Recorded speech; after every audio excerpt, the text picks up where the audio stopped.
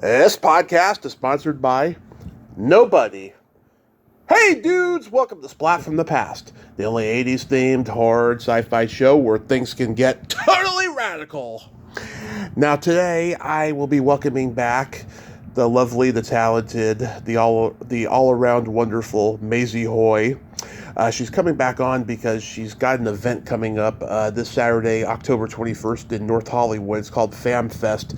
It's to make people more aware of children's heart disease. And we're going to talk about that today. I want to ask her a little bit more about acting stuff she did back in the day. And I've got some body stories to tell her. So it's going to be a great conversation today. Also, this Saturday, October 21st, at the Scottish Rite Center in Sacramento, I will be at Sister Creature Con hanging out to see Cassandra Elvira Peterson, Billy Zane, Angela Gothals, Kirsten Baker, Friday the 13th Part 2. Andrew Divoff will be there as well, and my frequent friend and guest, Miss Misery. So come out if you're in Sacramento. It's going to be a great, great time. So yeah, here is my new interview with Maysie Hoy. Hey Maysie, welcome back. Thank you. How are you? I am fantastic. How are you? I'm good. I'm very good. Thank you. Awesome. So, let's get into FamFest 2023. This has been going on since when? 1995? 1995. Yes. This is It was a brainchild of Lisa Knight, who was the co-founder of Camp de Carzon, along with Dr. Kevin Shannon from UCLA. He's a pediatric cardiologist. And so they decided that, they had all these kids that had heart defects, and they had nowhere to go and express themselves. And so they decided to create this camp. And so what we try to do each year is raise enough money to send 300 children to Catalina for free. Right. And so this is what this fundraiser is all about. And each year I've been able to raise a substantial amount of money. So that's why I really appreciate you taking the time to mention this. Oh, absolutely. Yeah. I mean, God, I'm curious. Did you start this thing? Well, it's funny because my friend Lisa Knight, who passed away, she and I had a brainstorm one day, and she goes, "Hey, what do you think about having a fan fest where we do a walk, and then we sort of have a big picnic thing, and we get people to try and raise money." And so she and I, she got it off the ground, but I've been a big supporter, and actually every year I've raised more money than anybody else. So last year, I was really fortunate because last year I raised $32,000. And each year it fluctuates. This year, not so much. I'm up to like $11,000 right now. Yeah. And just because of what's going on in our industry, and I so appreciate my colleagues who are in this industry and have been suffering through the strike, and they've still managed to donate a little something. And so I always feel, no donation is too small. I mean, every bit of it helps, and there's only like 4 women that run this whole organization. Yeah. There's nobody, that's getting big money being a CEO. I used to donate to Revlon, Susan B. Coleman, and then when I met Lisa, I said, you know what, I'm just going to concentrate on this organization because it's so worthwhile. Yeah. And all the money goes to the kids. Yeah, from the time that it started until now, I mean, do you think people have become more aware about heart disease and heart conditions? Well, I think that when you see these kids, especially with heart defects, one of our big supporters is Tom Arnold. Oh, wow. Tom is a big supporter because he's had open heart surgery before, so he's had heart trouble. And every time he's been on any kind of a talk show, he mentions Camp de Corazon.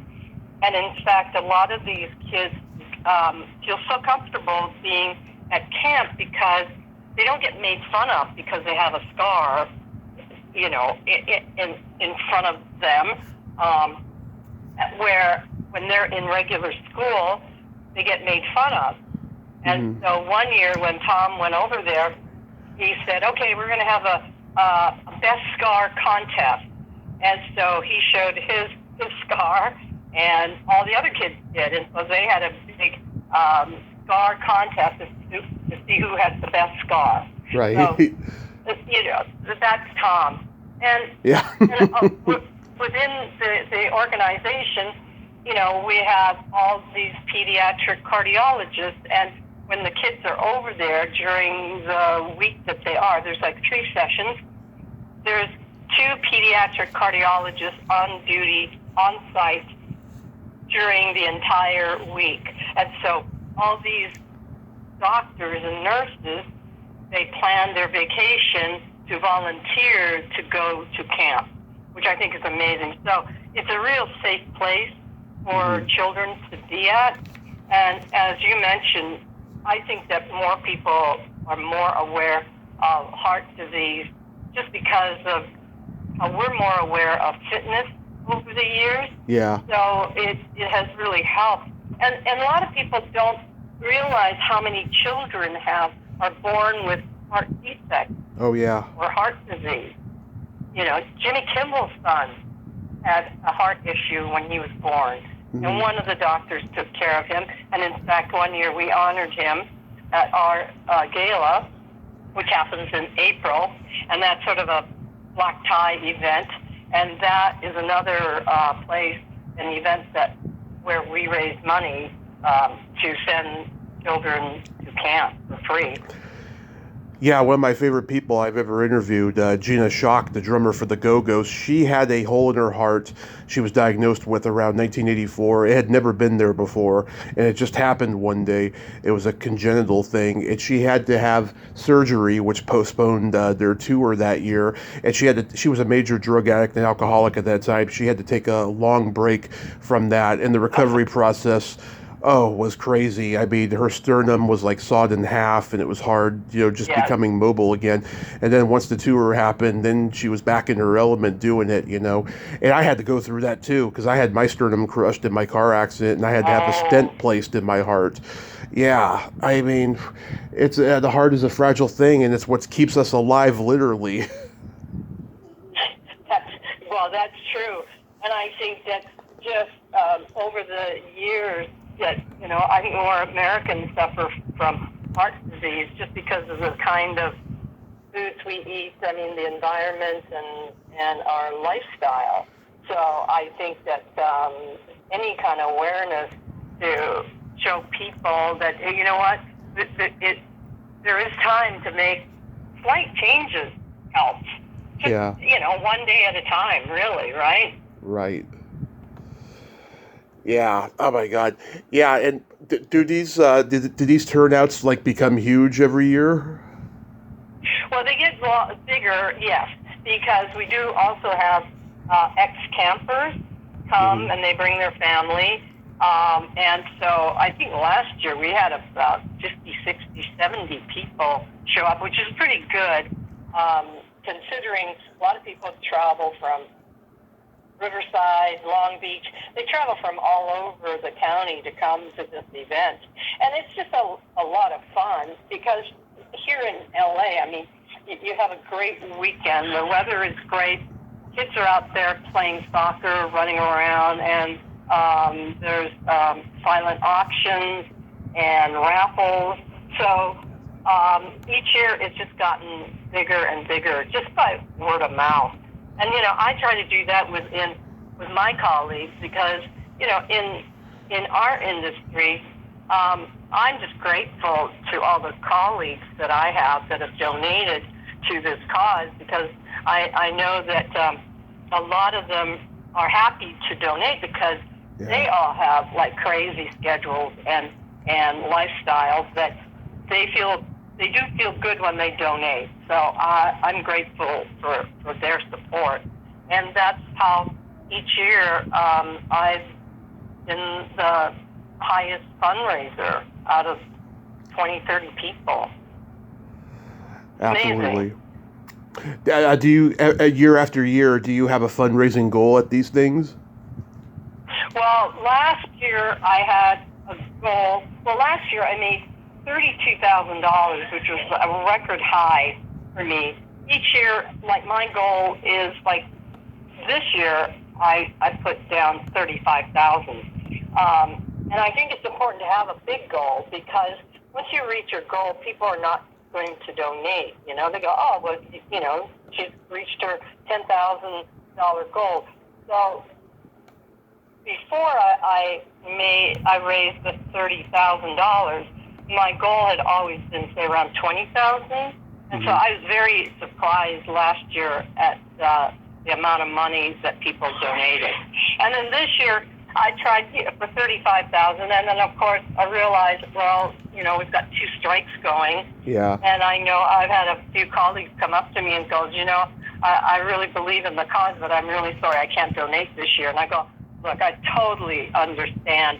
And the people that have donated this year, I so appreciate them, and I'm just grateful that even when they're out of work, they still feel that this is an important cause to support. Yeah. So that's, you know, and I appreciate you know, spending a little time mentioning this event as well. Of course, it's important. Aside from Tom Martle, do any other celebrities get involved? Let's see, Joel McHale Okay. was involved. Yeah. 2 years ago, we honored Sylvester Stallone because he has a daughter that has a heart defect when she was born. So each year we've tried to find a celebrity that has had a relative or somebody that they know have had heart problems. And we also honor a doctor each year, too. So that's our goal each year. Absolutely. You know, recently I watched the episode of the Winds of War that you were in. Oh. Yeah. Oh my God, Maysie, you were gorgeous. Tell me about that experience. Well, that experience was interesting because, you know, well, first of all, it was Reuben Cannon who was the casting director. Later on, when I started working with Tyler, he kind of brought me into the Tyler Perry camp, and so we kind of joked about that because that was a great experience because it's just the size of the project. And honestly, I went on that audition, and I go, you know what, I'm just going to be natural and not give a crap whether I get this job or not. Yeah. Of course, I got the job, and that was a lot of fun. And, you know, that was during a period when I was kind of acting. I mean, I was acting in Robert Altman's movies whenever there was a part for me, but he always kind of created something. You know, he saw me in the hallway one time when he was casting 3 women, and he looked at me and he goes, "You're Doris, and you're going to Palm Springs." I go, "Okay." And that was 3 women. So there I was. I went to Palm Springs with him and became Doris, one of the spa workers. And from there, during the day, I would act, and during the evenings, when we were showing dailies, I was working as an assistant editor. So that was crazy, and that was a lot of fun.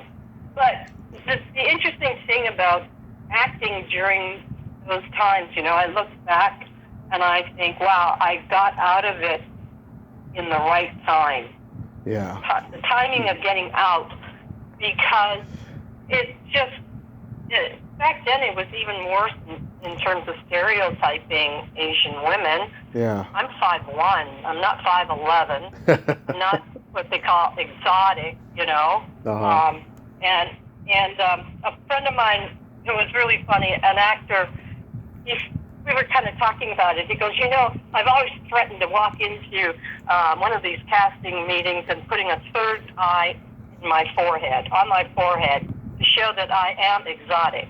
And I thought, you know what? That would be great. I hope you get the job. Yeah, you had a scene with Deborah Winters, who I've also interviewed. She plays Mitchum's daughter-in-law. Yeah, I did a wonderful interview with her, like right at the height of the pandemic. It was a long one, and we became Facebook friends. I disagree with her politics a great deal, but she's a lovely person. Well, you know, the best part of that job was meeting Robert Mitchum. Yeah. Oh my God! He was so cool. Just really down to earth, and talked and told stories, and was just. All I can say is the older actors that have been in the business for a long time.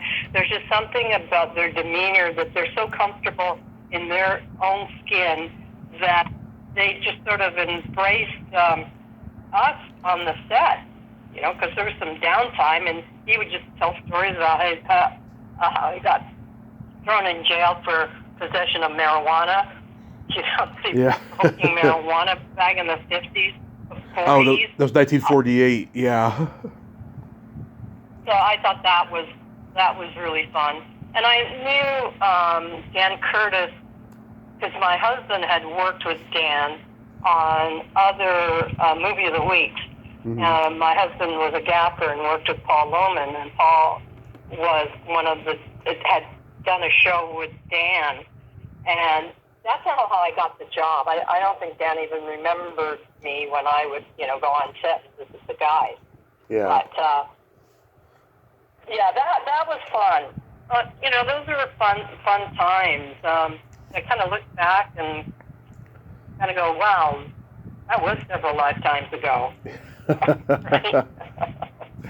I went back. How are you feeling after your accident? Are you doing well now? I mean, I've got bad arthritis in my legs, especially the one that was broken 7 places. You know. Oh, geez.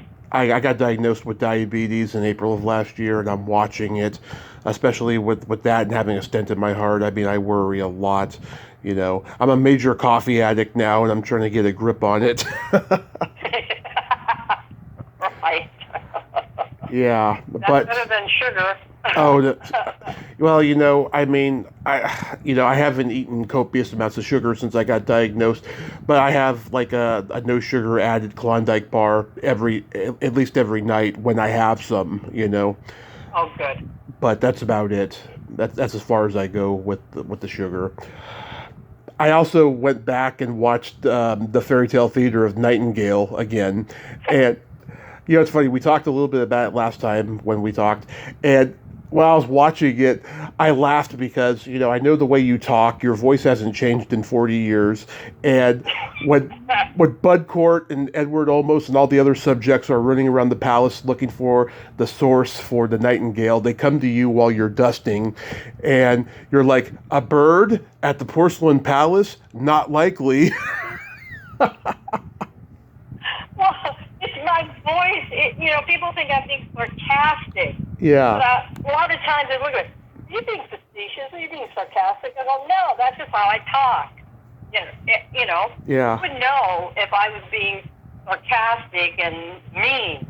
So, anyway. Certain people... Edward almost was great. Certain people have those voices, like Bradley Whitford. He's so good at playing bad guys because he's just got this smarmy way of talking. Just like William Atherton, they have this smarmy way of talking that, you know, when they're being themselves, you know, you think they're still those characters, but they're not. Right. Yeah. Yeah. That's it's all done in deadpan. I mean, say the line. You don't have to editorialize your voice. That's why I always feel when I'm cutting actresses' performances, there's certain actresses, you can tell they're kind of inexperienced, is that they feel they have to put more into the dialogue to make it work. But the dialogue is written, you don't have to put too much into it. Yeah. In terms of your voice or hitting certain words. And so, yeah, that's where I think my acting comes in, handy. But the fairy tale theater, I mean, that was Shelley. Yep. That was Shelley Duvall and Burgess Perry. They created that thing. And it was, and I got to tell you, Edward Olmos was such a great guy. He had a great sense of humor. And then he did Miami Vice, and that kind of changed his persona, that he presented. But then I met him again a couple years ago when his stepson was going to direct this movie about the World Trade Center and about a person that was a restaurant worker, happened to be illegal, Mexican fella. And I met Edward again, and he was just the nicest, down-to-earth person. So I saw the switch that there is, on one hand, he has this persona that he projects in public, and then when you see him when he's not in that kind of public atmosphere, he's just a really good guy with a great sense of humor. Yeah, and so talented. He did that movie Stand and Deliver, which he got an Oscar nomination for. I don't think anyone expected that. I think he was the first Mexican-American actor to get an Oscar nomination. Right. No, he's got depth in his acting. He was really good. And certainly, working with Shelley, I mean, I knew Shelley back from McCabe and Mrs. Miller, and now I see what's happened with her today. I'm just saddened, by it. Yeah. Because I knew her when before all this stuff with her changed, and we had a great time working on Three Women, because on Three Women, Sissy, Shelley, myself, and Belita were all born in the same year. So we were all the same age when we worked on that movie. And everybody was, different phases of their life and careers. And so, but spending time in Palm Springs with those three ladies was really a great time.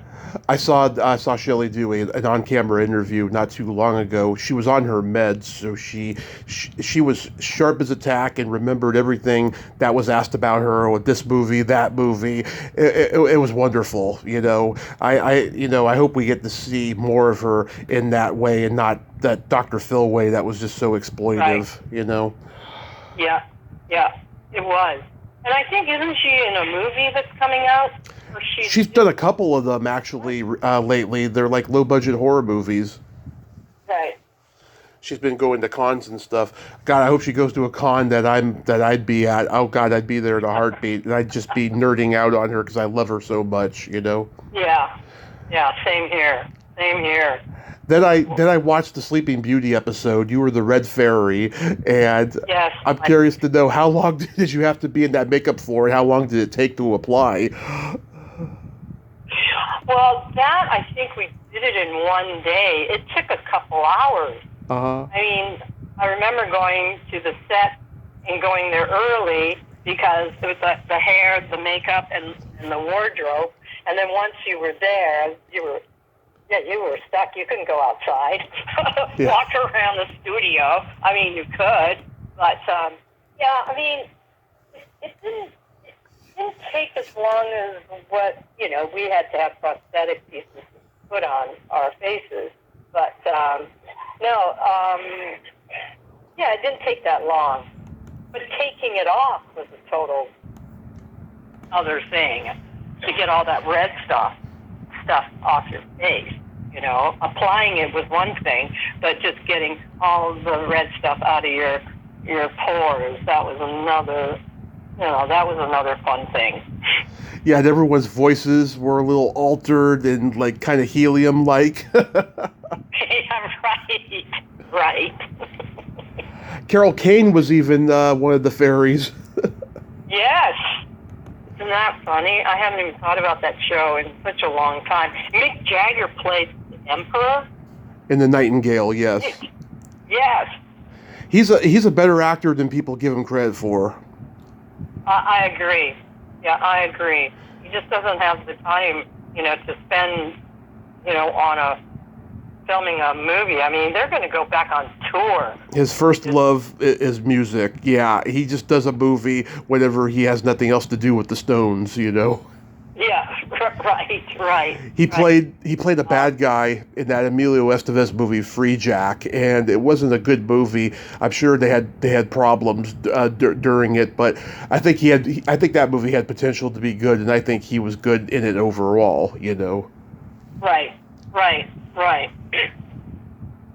Yeah, Jeremy Kagan directed that episode of Sleeping Beauty. I saw that he has a memoir out, and he was on a podcast recently.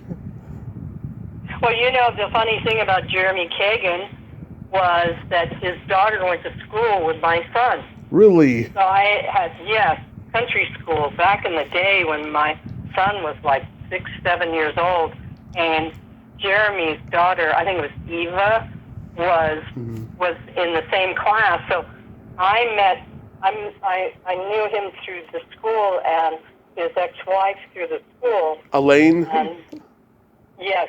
She was great in that one scene in Coming to America when Arsenio is like having her like send out a FedEx telegram or something. Right. Yeah. She was a good actress. Yeah. Well, so yeah, it's interesting how in the past I've met so many people that are in the business outside of a business atmosphere, like school. The school that my son went to, country school, David Foster. Oh, yeah. Married to his first wife. All his daughters went to that school. Yeah. And Tom Hanks was his son Colin was at that school. Yeah. So there's a whole group of celebrities whose kids went to that school because it was sort of like a new school mentality. Mm-hmm. What was great about that school was it was created by a psychologist, and I had a really long conversation with him one day, sitting in the yard when my son went to school there. I dropped him off on the first day, Yeah. and he was talking about how the reason why he started the school was, he says it's so important to deal with children and their emotions and to talk about their feelings. And I tell you, that was the best school that I sent my sons to in the beginning, because that gave them a foundation that talking about your feelings was okay and real important. Yeah. And I for that reason, I love that school.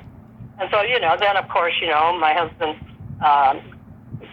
being in this business, had sort of a bad year, and we said, okay, they'll go to the neighborhood school, because you do want your children to go to the neighborhood schools, because then you can hang out with the kids in the neighborhood. But if you go to school like country school, all these kids are living over the hill, Yeah. west. You wind up being a cab driver. So, anyways. You mentioned before, about the Asian stereotypes on film. I just talked recently with Adele Yoshioka. She was an actress and a dancer back in the day, and she was in one of the Charlie Chan reboots in the 70s. And I said to her, which one? Which one? It came out. Worked on one of those. It came out in 1974.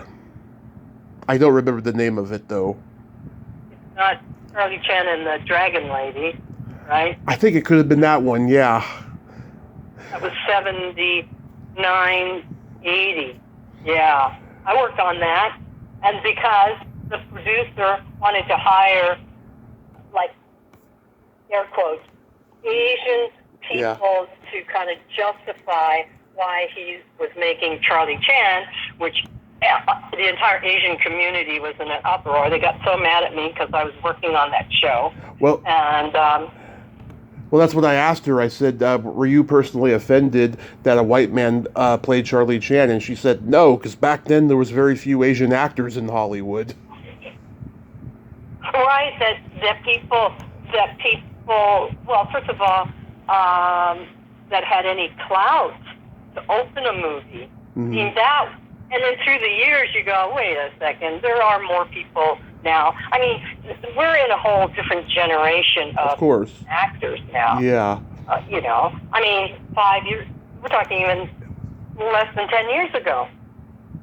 That was the big excuse that, no, we can't have an Asian lead, you know. Yeah, you couldn't have Key Luke play two characters in the old Charlie Chan movies back then, you know, especially since, you know, he had that thick accent, so he was perfect to play the sidekick. I don't think he could have actually played Charlie Chan. No, but you know what? I think that there was a show called Jimmy Wong, the Detective, something like that. That was back in the 30s, 40s, where he played, well, number one son, who didn't have an accent, and he was a Benson Fong, too. So those two guys, if you look up, I think it was 1930 and 1940s, where there was a series where there was a Chinese detective in San Francisco, and Key Luke didn't have an accent. He didn't do the sing-song BS accent that people are, you know, associate Asian characters. Yeah.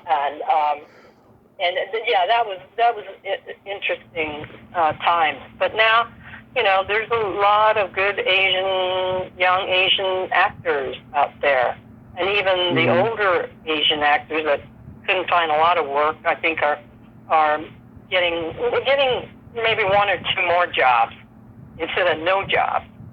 You know? Absolutely, yeah. So it was called The Return of Charlie Chan, and it was 1972 she was in. The one that you worked on was Charlie Chan and the Curse of the Dragon Queen. Correct. That was Peter Ustinov, too. Well, he was fine, you know, and Lee Grant was, you know, she played Rodney McDowell. Yeah. Played Brian Keith. Butler. Right. Michelle Pfeiffer. Yes. Yeah. Well, that was one of Michelle Pfeiffer's first gigs. And Paul Lohman was the VP, and they gave her a special light because she has these really light blue eyes. So they gave her a special light so that you could see her blue eyes. And she was very nice. She kept to herself a lot. I mean, yeah, I was just an assistant to the producer and hung out on the set. But yeah, that was sort of an interesting time too. Yeah. Not a great time. Yeah. But anyways, yeah. So, if people want to come out and do this thing, it's this weekend, October 21st, and it starts at 10 to 2, and it's at North Hollywood Park in the Valley. Right. North Hollywood, it's Chandler and Tahunga. So anybody that wants to come out, just come and, you know, have some fun. You don't have to donate. You don't have, if you want to buy raffle tickets, that's a lot of fun, and game tickets. And then there's lunch as well. But for anybody that wants to donate to Camp de Corazon, all you have to do is just go to their website, Camp de Corazon, all in lower letters, and .org. And you'll see, once you go to that website, you'll see, if you hit the Fan Fest, then it drops down to where to donate. So you could donate on the same page, But if you donate and you mention it for my team, that would be totally awesome. That would help a lot.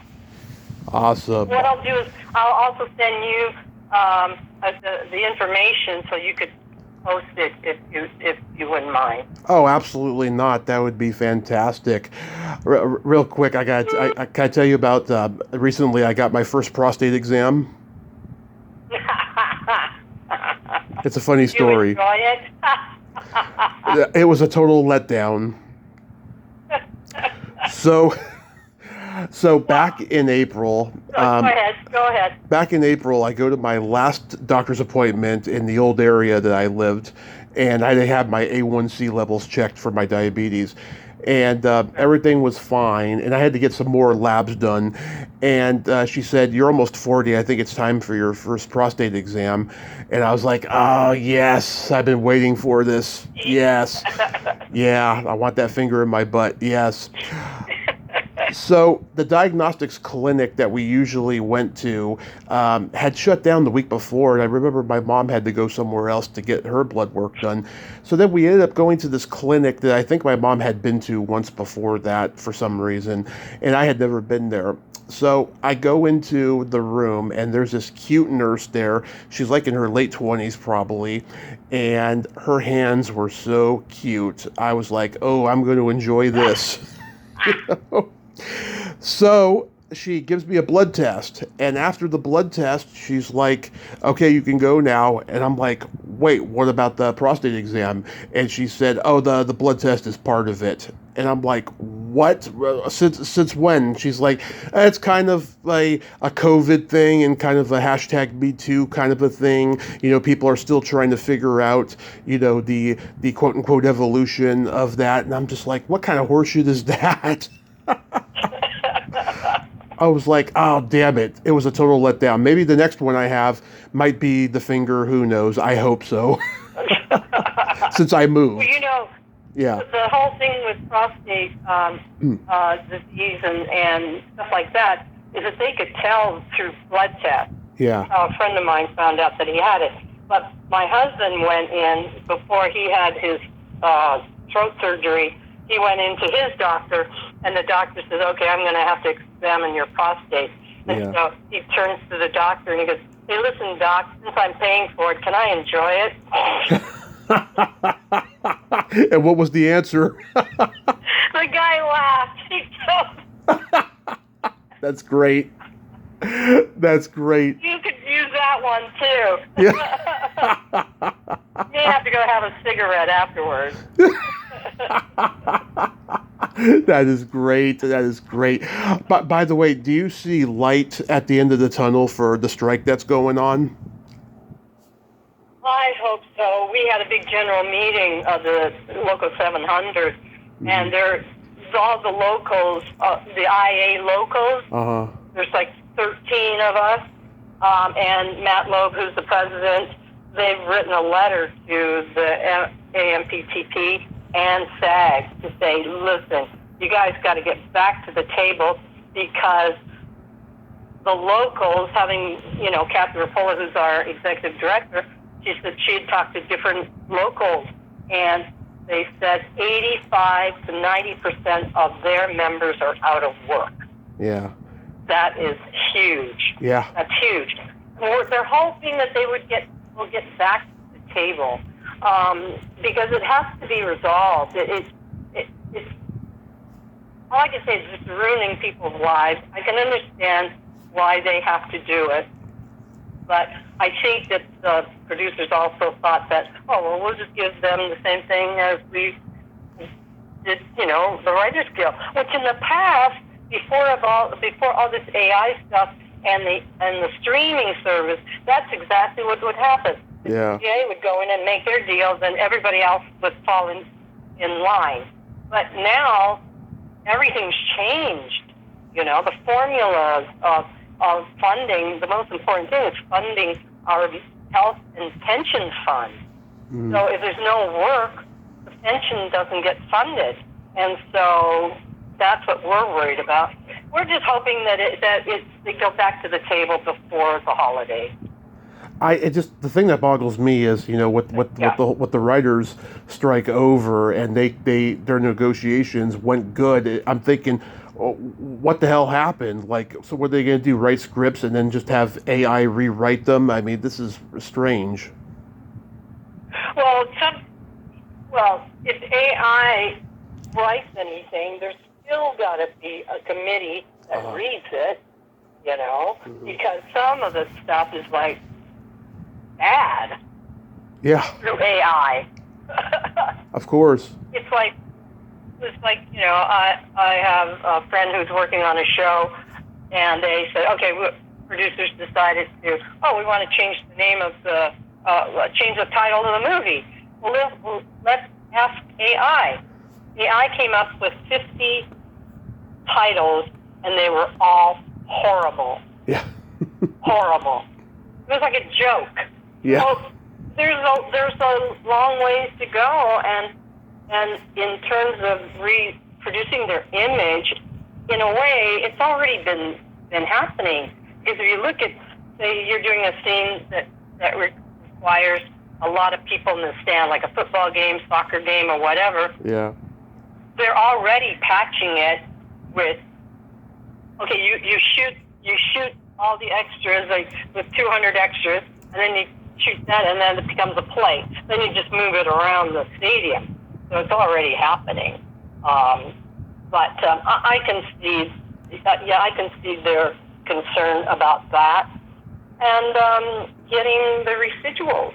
Yeah. So I just hope that, like everybody else, just hope that they get back to the table.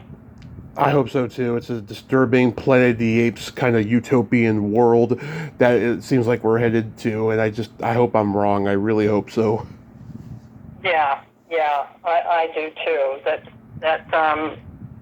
at this point, with all the other strikes that are going on, people, I think, are in a way fed up, and they want more. But how much more can you squeeze out of certain situations?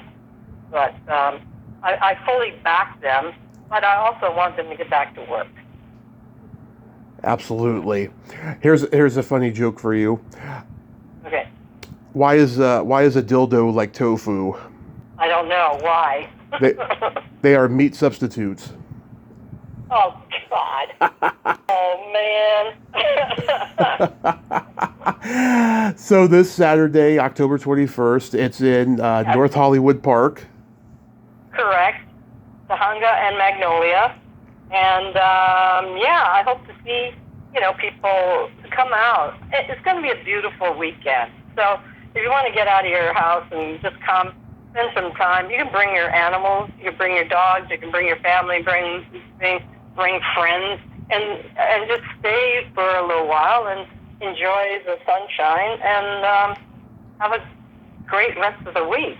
So it should be fun. So I'm going to send you this request after we get off, after we finish here. So I really appreciate this, Tommy. It means a lot. Of course. And I hope it's a very big success for you. And, of course, many more to come after that. Maysie, thank you so much. And you have yourself... thank you, Tommy. Of course. You have yourself a great day and be safe. You too. All right. Thank you. Later. Okay. Bye. Bye-bye. Well, there you have it. Maysie Hoy. Oh, God, isn't she just lovely? She's got such a great laugh.